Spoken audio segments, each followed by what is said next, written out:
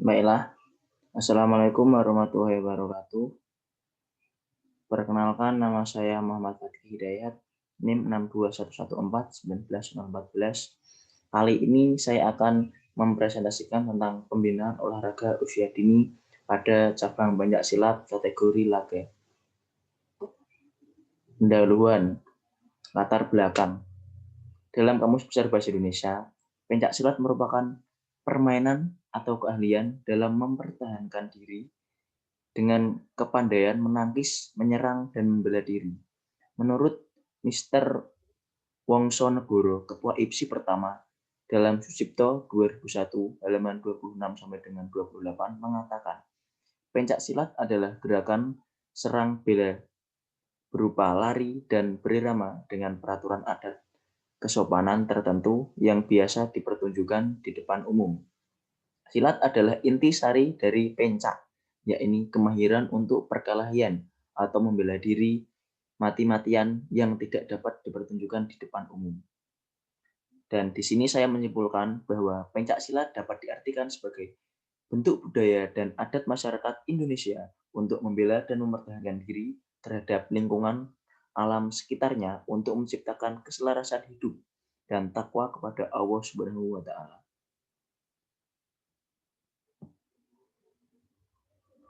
Kemudian, pencak silat merupakan salah satu cabang olahraga yang sedang berkembang sekarang ini. Oleh karena itu, diperlukan sistem pembinaan yang sesuai dengan spesifikasinya. Pencak silat sebagai salah satu olahraga fisik yang sistem pembinaannya perlu memperhatikan tingkatan umur atau dalam istilahnya dikenal dengan piramida teoritis. Untuk mencapai masa keemasannya dengan proses bertahap yang sesuai dengan porsi latihannya. Pembinaan yang melenceng dengan tujuan raihan prestasi secara instan rata-rata diterapkan oleh di Indonesia. Jadi dalam membina, para pelatih di Indonesia sangat melenceng dan hanya mementingkan hasil prestasi saja, bukan mementingkan sebuah proses. Dalam cabur pencak silat ini, penggolongan usia dilihat dari SD dari umur 10 sampai 13 tahun, SMP 13 sampai 15 tahun, SMA 15 sampai 17 tahun, dan dewasa 17 sampai 35 tahun. Untuk tanding itu sendiri dikelompokkan sesuai berat badannya yang nanti akan dicantumkan. Kemudian gambaran tujuan. Nah, ini ditayangkan tentang tujuan dari proses ini adalah membina anak usia dini pada cabang pencak silat sebelum usia yang telah diatur boleh berpartisipasi dalam kegiatan pencak silat, yaitu sekitar 10 sampai 12 tahun yang sesuai porsinya dalam berlatih untuk berkembang agar mampu mencapai capaian prestasi tertinggi pada masa keemasannya di tingkat dewasa nantinya.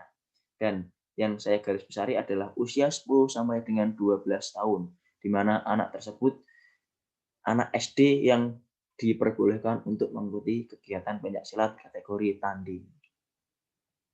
Kemudian untuk pembahasannya, ini mengenai piramida teoritis yang berawal dari pemasalan olahraga, usia pembibitan atlet, kemudian pembinaan prestasi lanjut. Sebuah capaian prestasi pasti tidak akan lepas dari sebuah proses. Nah, tadi saya sudah singgung. Hal yang harus diperhatikan adalah program pembinaan yang harus dilakukan dari usia dini. Pencak silat tergolong olahraga yang tidak mudah dipelajari oleh anak kecil maupun anak-anak di usia yang lebih dewasa. Dijelaskan pada teori piramida pembinaan sebagai sebuah program pembinaan olahraga usia dini pada cabur pencak silat itu sendiri meliputi pemasalan, pembibitan, dan pengembangan bakat. Lanjut, untuk pemasalan itu sendiri didefinisikan sebagai pemasalan olahraga usia dini adalah upaya untuk menggerakkan anak usia dini dalam keterampilan dan kebugaran jasmani sebagai aktivitas olahraga yang disiapkan untuk berprestasi di masa depan. Nah, di sini pemasalan berasal dari kata dasar masal yang artinya mengikut sertakan dan melibatkan orang banyak. Menurut Koni, pemasalan adalah mempolakan keterampilan dan kebugaran jasmani atlet secara multilateral dan spesialisis. Pemasalan olahraga merupakan suatu upaya untuk menanamkan dasar-dasar keterampilan gerak dalam usaha mencari bibit-bibit atlet yang berbakat dengan kondisi fisik dan mental yang sehat serta kuat untuk dikembangkan untuk berprestasi. Nah, itu yang saya sampaikan adalah pendapat-pendapat yang saya ambil dan saya kutip sebelumnya. Dan ini sudah saya simpulkan dan garis besari. Kemudian ada metode. Metode dalam pemasalan yang pertama adalah memperkenalkan pencaksilat secara umum melalui sosialisasi terpadu. Nah, sosialisasi yang dimaksud adalah kita mentargetkan setiap daerah-daerah di Indonesia agar pencaksilat ini bisa merata dan sebagai olahraga yang dapat dimasalkan. Yang kedua, bisa bekerja sama dengan instansi sekitar seperti kelurahan, kecamatan, kabupaten, kota, dispora, kemenpora, dan lain-lain.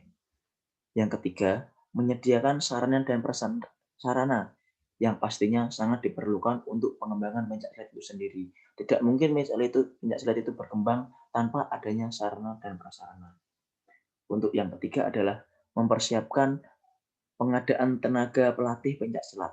Nah, setelah ada tempatnya, kita harus sediakan pelatih yang berkompeten dan bersertifikasi. Yang selanjutnya adalah mengadakan pertandingan atau sparring partner terbuka dengan tujuan agar semua masyarakat bisa melihat pencaksilat itu seperti apa dan bisa tertarik untuk mengikutinya ke depannya. Selanjutnya ada mengadakan demonstrasi pencaksilat. Nah, itu hampir mirip seperti sebelumnya, tapi lebih meluas. Langsung ada bentuk motivasi yang diberikan oleh kita sebagai salah satu orang yang memasalkan pencaksilat di sini. Dengan cara mendorong bagaimana pencaksilat itu bisa berkembang. Pencaksilat itu adalah olahraga Indonesia, cinta damai, dan kita sebagai orang Indonesia harus tahu budaya pencaksilat seperti itu. Kita bangga akan pencaksilat. Kita bukan orang Indonesia apabila tidak bisa ikut pencaksilat. Harus ditanamkan dalam hati jiwa muda dan para anak-anak sekarang. Nah, yang itu adalah merangsang minat anak-anak melalui media massa dan internet. Nah, sekarang udah zaman modern ini, Bun. Nah, maka dari itu kita harus memakai media internet untuk memicu anak-anak mengikuti pencaksilat. Yang terakhir adalah memberikan penghargaan setinggi-tingginya. Nah, kita menjunjung tinggi nih bagi anak-anak yang udah mengikuti pencaksilat, yang berprestasi dan juara sampai tingkat kabupaten, provinsi, maupun nasional sampai internasional. Selanjutnya adalah target sasaran. Nah, target sasaran dalam pemasaran kali ini adalah menarik perhatian orang tua atau wali. Itu yang pertama. Karena tanpa restu dari orang tua, tidak ada yang namanya pembinaan dan anak itu tidak bisa ikut pastinya. Selanjutnya adalah untuk pencaksilat sendiri akan lebih baik dimasalkan pada kelompok usia 7 tahun. Yaitu saat anak itu masih usia SD. Untuk kategori laga, ini lebih baik untuk anak SD. Karena apa? Takutnya untuk anak-anak yang belum cukup umur atau masih terlalu dini, tubuhnya itu belum kuat untuk dilatih. Beda sama seni, karena kita ini membahas tentang laga atau tanding. Kemudian, bentuk kegiatan yang menarik, inovatif, dan interaktif sesuai dengan kaidah pencaksilat sebagai olahraga bela diri dan kesenian. Nah, karena apa? Anak kecil itu mudah bosan, dan kita sebagai seorang pelatih ataupun orang yang memasalkan pencaksilat harus inovatif, interaktif, dan menarik perhatian anak-anak kecil. Selanjutnya adalah anak SD memiliki waktu pengenalan latihan yang cukup sesuai dengan porsinya yang untuk dikembangkan ke depannya pada usia pra-remaja saat usia SMP. Kemudian baru saat SMP mulai dilatih untuk pengembangan tanpa tekanan berarti. Tanpa tekanan berarti ya untuk anak SMP. Berarti kita tidak memberikan tekanan begitu berat untuk anak SMP itu berprestasi. Yang penting dia mulai mengembangkan bakatnya, dia mulai bersemangat, dan dia mulai fokus ke salah satu cabur. Untuk yang berikutnya adalah pada masa SMA dan remaja, atlet tersebut mulai diberi tekanan. Karena apa? Mereka sudah terfokus pada satu titik, akan rugi apabila kita tidak memiliki hasil. Dan yang terakhir adalah meraih target keemasan pada usia dewasa. Di sini adalah salah satu bentuk keberhasilan dari program ini adalah masa keemasan saat usia dewasa.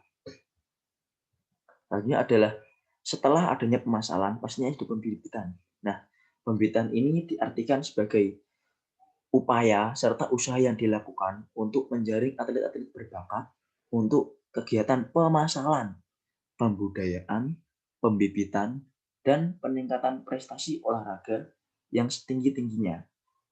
Setinggi-tingginya, diingat ya. Nah, istilah-istilah yang di atas itu saya kutip dari berbagai jurnal. Nah, seperti dari Bramantya tahun 2017 dan dari Pemerintahan Republik Indonesia tahun 2005. Nah, tujuan dari pembibitan adalah menyediakan calon-calon atlet berbakat dalam berbagai cabang olahraga prestasi dengan sistem pembinaan yang intensif, spesifik, dan inovatif sehingga mampu menerapkan hasil dari riset ilmiah perangkat tenaga yang sudah ditentukan pastinya. Untuk identifikasinya nih dari pembibitan. Nah, yang pertama bisa kita telaan ya atau kita pahami, pembibitan merupakan sebuah fondasi di mana pembibitan itu dilaksanakan saat usia dini dalam pencaksilat secara konsisten, tidak berhenti atau tidak mandek di tengah jalan seperti apa kata orang Jawa. Nah, terus berhasilnya pemasalan maka mengidentifikasi potensi lebih leluasa. Maka dari itu, setelah orangnya banyak ini, kita untuk pembibitannya itu lebih mudah untuk kita identifikasi. Terus untuk bakat dan potensi dari anak sangat berpengaruh dan dominan dalam identifikasi proses pembibitan kali ini dalam pencak silat khususnya. Karena pencak silat ini notabene bukan olahraga yang mudah dipelajari nih dari awal saya berjelaskan tadi. Dan yang selanjutnya adalah pembibitan harus disertai dengan pendampingan. Yang pertama ada observasi pengamatan, ada angket dan wawancara, serta tes kemampuan fisik dari anak tersebut. Nah, identifikasi lanjut. Dalam pencak silat dapat dimulai dengan mengidentifikasi tahapan umum dan khususnya meliputi yang pertama, sehat jasmani pastinya. Tidak ada cacat yang khusus yang mempengaruhi sistem gerak dari atlet tersebut. Dengan mobilitas yang tinggi karena pencak silat itu pastinya kita gerak dalam arti mobilitas tersebut. Nah, yang kedua ada karakteristik khusus dari lahir dan kegemaran berolahraga sejak dini. Pastinya seorang pencak silat memiliki gambaran olahraga. Kalau tidak suka berolahraga, tidak ikut pencak silat dong. Nah, yang ketiga adalah disiplin dan bertata krama serta pencak silat adalah sebuah pencerminan dari budaya Indonesia. Nah, rugi kalau ikut pencak silat, disiplin dan tata keramanya tidak ada. Maka dari itu harus ditanamkan dalam hati anak-anak dari sejak usia dini. Nah, terus kita menilai juga kemauan kerasnya, sifat beraninya, dan taat dalam aturan. Terus yang paling penting juga adalah postur tubuh yang ideal.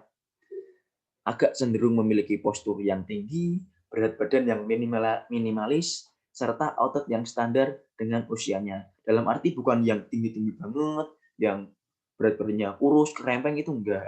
Yang penting tingginya sesuai, berat badannya ideal, dan massa ototnya sesuai. Seperti itu. Nah, yang terakhir juga ada kemampuan fisik yang kompeten.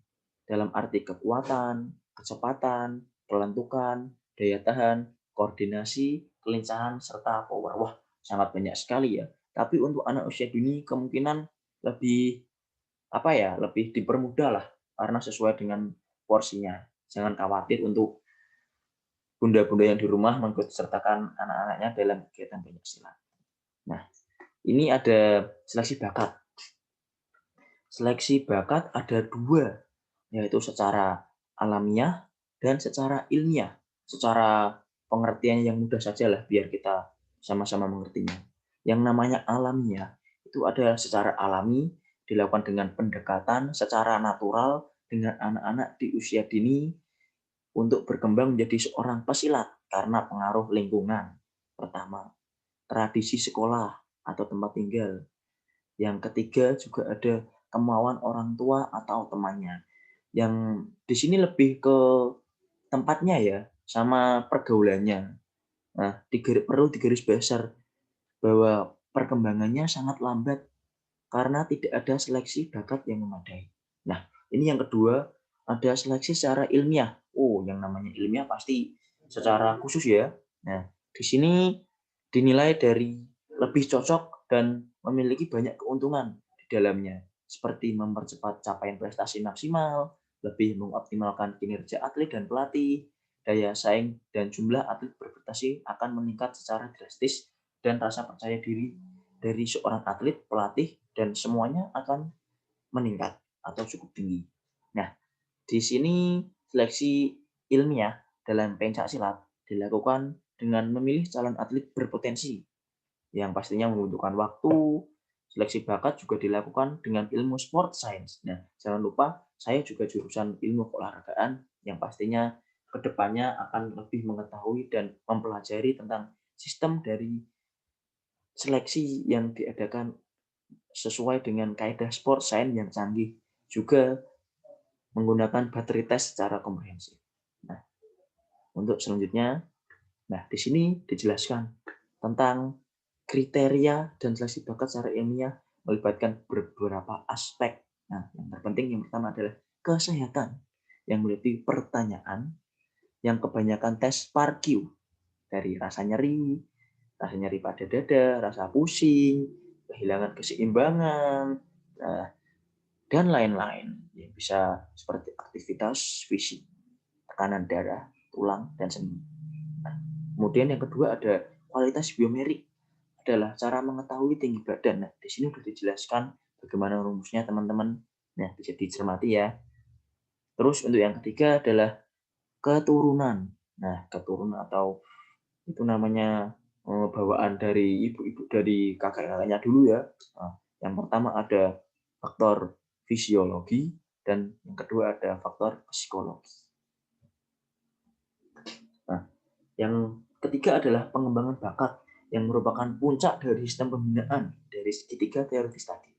Nah, definisinya saya simpulkan saja secara rinci karena saya juga sudah mengambil dari referensi beberapa jurnal maupun artikel-artikel yang sudah saya baca. Nah, di sini pengembangan bakat adalah lanjutan dari proses pembinaan bakat.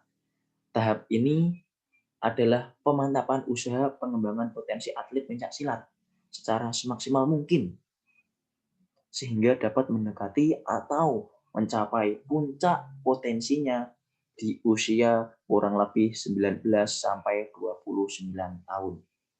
Untuk mencapai prestasi yang tinggi memerlukan waktu yang cukup lama, sekitar 8 sampai 10 tahun menurut Joko Petik Irianto tahun 2002. Nah, tahapan pengembangan bakat harus didukung dengan program latihan, di mana sistem perkembangannya selalu dievaluasi mengenai perkembangan fisik, skill, taktik, dan psikologi. Nah, psikologinya itu paling penting juga. Secara berkala dari usia 12 tahun, yaitu saat atlet duduk di bangku duduk di bangku SMP. Nah, berarti dari SMP mulai dikembangkan juga, tapi dengan tidak ada tekanan yang berlebih ya, diingat. Nah, terus untuk program latihan itu sendiri.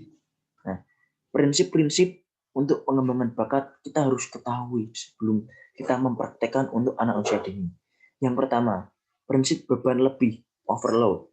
Nah, yang kedua, tidak ada dua orang yang persis sama, dalam arti memiliki kemampuan sama, memiliki berat badan sama, memiliki ketahanan sama, dan walaupun kembar itu tidak mungkin sama.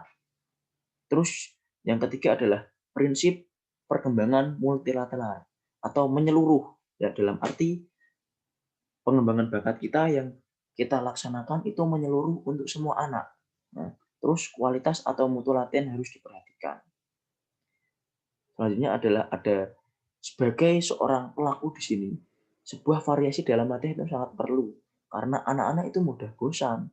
Nah, selanjutnya juga berhubungan dengan suasana keceriaan atau enjoyment dalam latihan. Biar anak itu memiliki rasa nyaman, rasa senang, rasa bahagia, datang senang, pulang dan senang. Terus latihan 3 kali seminggu itu cukup dengan kisaran waktu 2 sampai 3 jam yang dilakukan secara intensif. Nah, yang terakhir adalah latihan harus berpengaruh positif terhadap atlet itu sendiri. Nah, Untuk selanjutnya adalah program latihan terdiri dari 3 tahap, yaitu persiapan, kompetisi, dan yang ketiga adalah transisi. Nah, kita garis besar saja ya. Untuk persiapan, nah itu masa latihan, masa pengembangan yang sesuai dengan porsinya anak-anak. Nah, untuk kompetisi, apabila persiapan anak tersebut udah matang, udah siap, udah berani nih kita masukkan kompetisi lah, kita baru masukkan dan kita daftarkan dalam sebuah kompetisi. Kita beri motivasi agar dia bisa menang, biar dia menunjukkan hasil latihannya selama ini. Nah, setelah itu kita ada masa transisi, yaitu masa setelah kompetisi. Nah, untuk selanjutnya juga masih berhubungan dengan program latihan, yaitu aspek-aspek dalam pencak silat yang perlu dilatih itu apa saja nih. Nah, kali ini saya ada 4 untuk anak usia dini. Yang pertama adalah latihan fisik, physical training. Memiliki tujuan untuk memperkuat daya tahan bertanding. Kompeten yang dikembangkan adalah daya tahan kardiovaskular, daya tahan kekuatan otot, atau strength, dan kelentukan flexibility, kecepatan atau speed, stamina, kelincahan, agility, power. Nah, seperti itu untuk para pelakunya ke depannya. Nah, latihannya bisa berupa push up, skippingan, pick up, pull up, lari, dan squat. Nah, perlu digarisbawahi untuk anak SD tidak perlu repetisi yang banyak-banyak. Di sini cukup 5 kali repetisi. Maaf, di sini cukup 3 repetisi, yang satu repetisinya sekisaran 5 sampai 7 kali. Berarti 5 sampai 7 kali dikali 3 itu udah cukup untuk anak-anak usia dini. Terus untuk latihan teknik. Nah, di sini kita latih tendangan dulu. Tendangannya yang benar. Terus kita baru pukulan juga. Nah, terus kita ke depannya ada proses jatuhan, ada bantingan, dan kuncian, serta sreklan, dan lain-lain. Semakin berkembangnya anak, semakin anak itu penasaran untuk ikut pencak silat. Teknik-teknik kedepannya seperti apa, dia pasti akan tertarik dan bertanya kepada pelatihnya.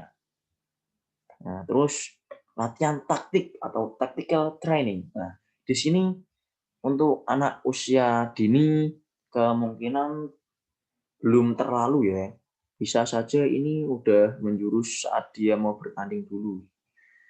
Nah, apabila udah siap, latihannya tadi fisiknya udah kuat, terus latihan dasarannya tendangannya udah baik, kita baru latih taktik. Cara menyerang lawan bagaimana dan cara bertahan lawan bagaimana. Nah, terus untuk latihan mental ya. Ini adalah yang paling penting. Apalagi kita melatih anak usia dini yang notabene mentalnya masih belum begitu berani. Sebagai seorang pelatih atau pelaku di dalamnya, kita harus memberikan sebuah motivasi yang sangat berlebihan. Motivasi yang cukup. Jangan berlebihan juga, karena dengan berlebihan akan membunuh anak tersebut. Dengan percaya diri, yang namanya anak kecil kan pasti percaya diri kan, ada juga yang seperti itu, yang terlalu pede sampai dia berani dan akhirnya jatuh. Jangan sampai seperti itu. Emosionalnya juga ditahan. Terus di sini ada tenaga olahraga yang sesuai dengan Undang-Undang Nomor 3 Tahun 2005 ya. Bisa dibaca dengan seksama, teman-teman ya. Pelaku olahraga adalah setiap orang atau kelompok yang terlibat secara langsung dalam kegiatan olahraga, meliputi pengolahragaan, pembinaan olahraga, dan tenaga olahraga. Nah, ada pasal 5, 6, 7, 8, 9, dan 10. Terus untuk metodenya, metode latihan pencak silat itu cukup mudah saja lah, biar bisa diterapkan untuk anak-anak usia dini. Yang pertama adalah tes permulaan, ya, di mana awal itu anak mau bergabung kita tes dulu, tes dasarnya, jangan ribet-ribet lah. Sudah saya jelaskan tadi kan, seperti tes fisiknya, tes bakatnya juga, tes perkembangannya juga secara alamiah dan secara ilmiah juga tadi. Terus untuk kedua ada periodisasi latihan secara bertahap 3 bulan sekali. Nah, secara 3 bulan sekali kita harus melaksanakan periodisasi latihan. biar anak-anak tidak bosan dan kita lihat perkembangannya sampai mana. Dan yang ketiga ada analisis setiap akhir tahapan periodisasi lah. Setiap 3 bulan kita berikan analisis, yaitu tes formatif untuk mengetahui kelemahan anak agar kedepannya menjadi lebih baik. Dan yang terakhir adalah pemeriksaan dari segi medis secara periodik, kurang lebih 6 bulan sekali. Nah, kita dites secara 6 bulan sekali, apakah anak tersebut mengalami perubahan dalam bentuk tubuhnya atau secara medis, apakah ada hal yang berbahaya untuk dia ke depannya lah. Maka dari itu sebagai seorang pelatih atau pelaku di dalamnya harus mempertimbangkan hal-hal tersebut. Selanjutnya adalah ada evaluasi di sini.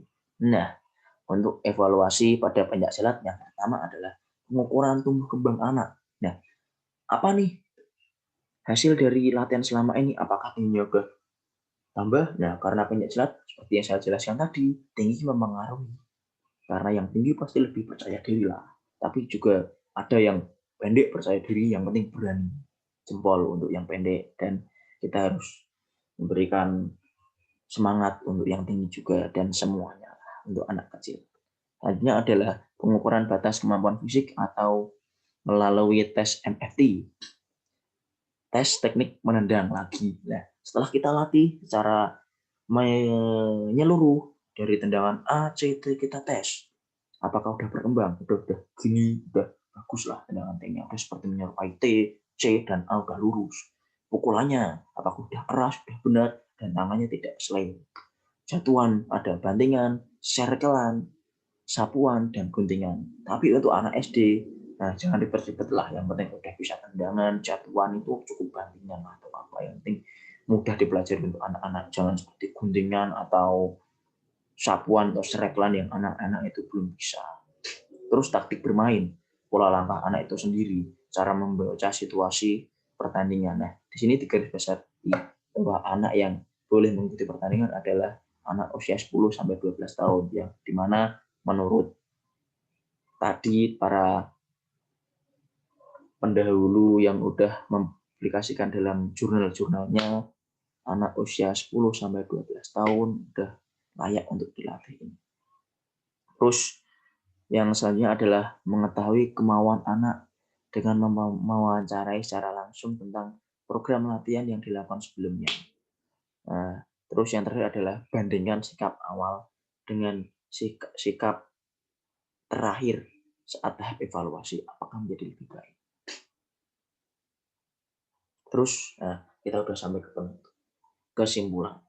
Pencaksilat dapat diartikan sebagai bentuk budaya adat bermasyarakat Indonesia untuk membela dan mempertahankan diri terhadap lingkungan alam sekitarnya untuk mencapai keselarasan hidup, iman, dan takwa kepada Allah Subhanahu wa Ta'ala.